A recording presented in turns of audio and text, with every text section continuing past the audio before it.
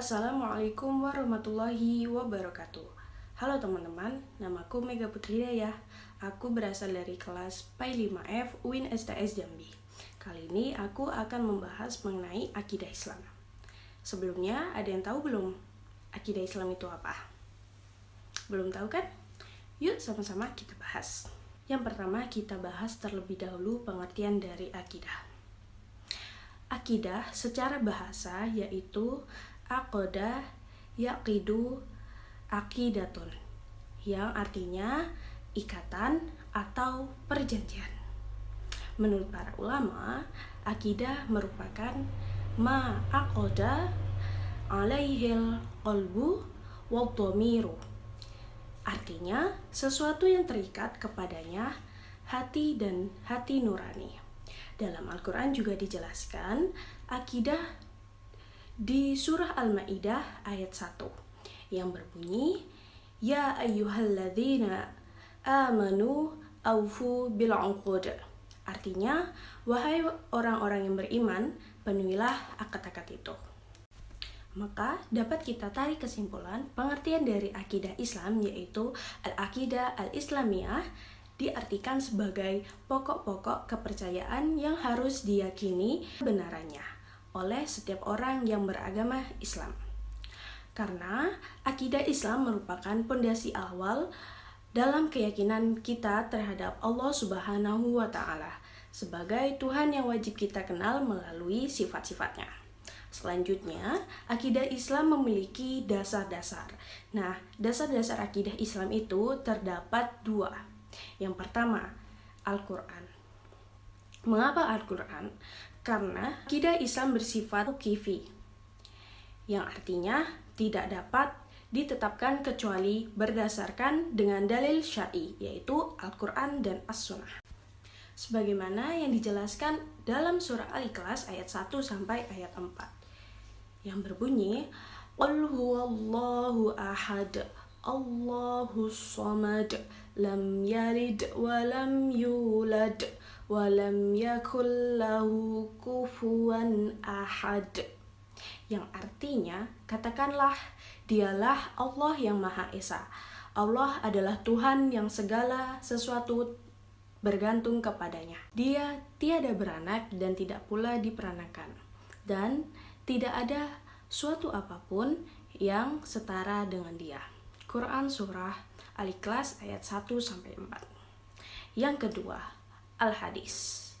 Hadis merupakan segala ucapan, perbuatan, dan takrir dari Nabi Muhammad SAW, yang mana semua yang disandarkan kepada Nabi Muhammad SAW adalah wahyu dari Allah Subhanahu wa Ta'ala, bukan sekedar memperurutkan nafsu saja. Sebagaimana pada firman Allah Subhanahu wa Ta'ala, "Wa ma yantiqu 'anil hawa, in huwa illa wahyu yuha."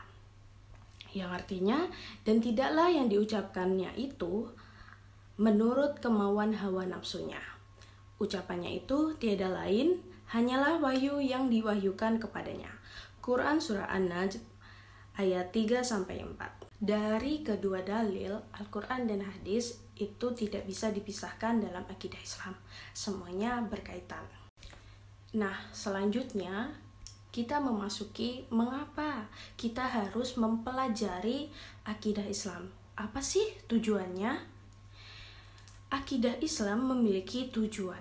Yang pertama, untuk memupuk dan mengembangkan dasar ketuhanan yang telah ada sejak manusia lahir.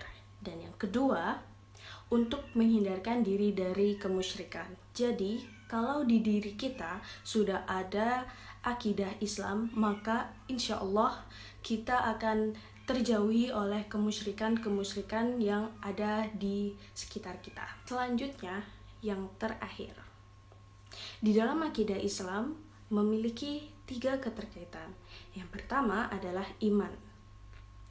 Iman menurut bahasa adalah amanah yu'minu imanan, yang berarti adalah percaya. Sedangkan menurut istilah, iman adalah membenarkan dengan hati, mengucapkan dengan lisan, dan dilaksanakan dengan anggota badan atau dengan perbuatan. Sedangkan Islam artinya tunduk, patuh, menyerah diri, dan selamat. Sedangkan menurut istilah, Islam ialah agama yang mengajarkan agar manusia tunduk, patuh, dan berserah diri sepenuhnya di hadapan Allah Subhanahu wa Ta'ala. Dan yang terakhir adalah ihsan. Ihsan berasal dari bahasa Arab yang artinya adalah berbuat baik, berbakti, dan mengabdikan diri. Sedangkan secara istilah, berbakti dan mengabdikan diri kepada Allah Subhanahu wa Ta'ala dengan dilandasi kesadaran dan keikhlasan. Jadi ketiga-tiganya tadi memiliki keterkaitan yang tidak dapat dipisahkan dalam akidah Islam.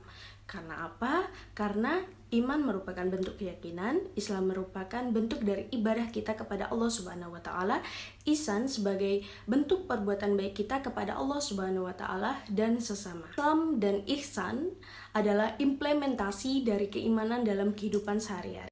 Sekian materi yang dapat saya sampaikan. Semoga bermanfaat untuk kita semua. Jangan ingat lelahnya belajar, tapi ingat buah manisnya yang bisa kita petik ketika kita sukses. Billahi taufiq wal hidayah. Wassalamualaikum warahmatullahi wabarakatuh. See you.